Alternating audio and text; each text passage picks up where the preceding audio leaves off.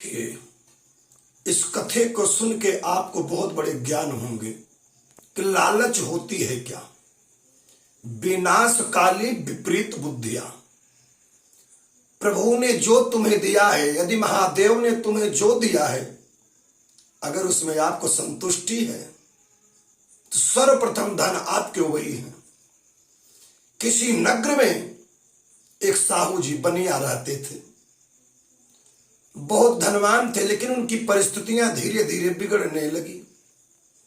अब उनके ऐसे वक्त आ गए, उनकी रोटियां 2 वक्त की मिलने भी बड़े मुश्किल हो गए। साहू जी ने सोचा कि भगवान मुझसे गलती क्या हो गई, मुझे अब करने क्या पड़ेंगे। साहू जी ने सोचा कि मुझे किसी प्रांत, किसी प्रदेश में जा करके अब नौकरी की जरूरत है। साहू जी के पास एक लोहे की तराजू थी और उस तराजू को ले जा करके एक सोनार के यहां रख दिए। जब सोनार के यहां रख दिए और सोनार ने उसके बदले में कुछ धन दिया और धन लेकर के वो साहू जी विदेश को गए। और जब विदेश को गए साहू जी, और जब साहू जी ने धन कमाया और फिर जब वापस आए तो सोनार के पास गए। साहू जी ने हाथ जोड़ करके प्रणाम किया कि सेठ जी, जो मेरी तराजू आपके यहां रखी गई है गिरवी में, और अपना धन लीजिए, मेरी तराजू को वापस करिए। सोनार को लालच लगी। सोनार ने कहा, साहू जी तुम्हें कुछ पता है, वर्षों के दिन तो बीत गए और आपकी उस तराजू को चूहे ने खा लिया। साहू समझदार सोची, भगवान चूहा तो अन्न खाता है और चूहा कैसे लोखंड की तराजू खा गया, ऐसा तो हो नहीं सकता। लेकिन फिर भी कहने में असमर्थ हो गए साहू जी। साहू जी ने कहा, चलिए कोई बात नहीं, इसमें आपकी गलती क्या है, जब चूहे ने खा लिया तो खा लिया, भगवान को वही मंजूर था, तो खा लिया तो चूहे के पेट में गया था, जो कोई बात नहीं। लेकिन कुछ मुझे धन दीजिए और मैं जाकर के काशी नगर गंगा में स्नान करूंगा। और किसी जन्मों के मेरे पाप थे और इसीलिए चूहे ने मेरे तराजू को खा गया। अब उस सोनार जी ने कुछ धन दिया और साहू जी ने कहा, जरा अपने पुत्र से कहिए कि मेरे साथ चले गंगा स्नान करने के लिए। अब पूजा की सामग्री लिए साहू जी और उस सोनार के पुत्र को लेकर के गंगा किनारे चल पड़े। गंगा स्नान किए और उस सेठ ने साहू के पुत्र को एक गुफे में छिपा दिया और ऊपर से ढक दिए।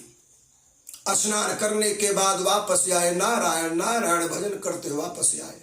और जब वापस आए, सोनार ने पूछा, साहू जी अकेले, मेरा पुत्र कहाँ गया? साहू जी ने हंस के कहा, सेठ जी आपके पुत्र को किसी चील ने ले करके उड़ गया। सेठ जी अवाक रह गए। साहू जी ये कहां हो सकता है कि चील मेरे पुत्र को ले उड़ गया भगवान? सेठ साहू ने हंस कर कहा, महाराज जी ये हो कहां सकता है कि लोहे की तराजू को चूहा खा सकता है? साहू जी ने कहा, मैं कंप्लेन करूंगा। सेठ ने कहा, मैं कंप्लेन करूंगा। साहू जी ने कहा, ठीक है कोई बात नहीं भाई, करिए आप, इस कथे में आप सीख लीजिए। सेठ जी ने कंप्लेन किया और साहू जी पकड़ के जेल गए। पूछताछ होने लगी, कानून भी अवाक रह गया कि बच्चे को चील ने लेके उड़ गया। साहू जी ने कहा कि साहब, यदि पुत्र को, सेठ के पुत्र को चील लेके उड़ नहीं सकता, ये दुनिया में हो कहां सकता है? लोखंड की तराजू को चूहा कैसे खा सकता है? अगर ये हमारी तराजू ईमानदारी से दे सकते हैं तो मैं इनका पुत्र देने के लिए तैयार हूं।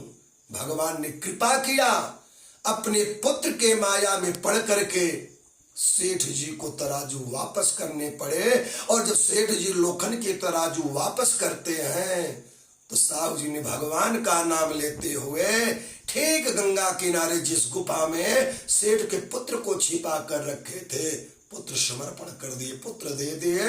इस कथे में आप सीख लीजिएगा, दूसरे के धन को देख करके मिट्टी के समान समझना चाहिए।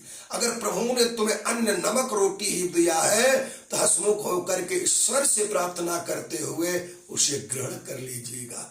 अगर हमारी कथा आपको पसंद आवे तो हमारे चैनल को सब्सक्राइब कर लेना।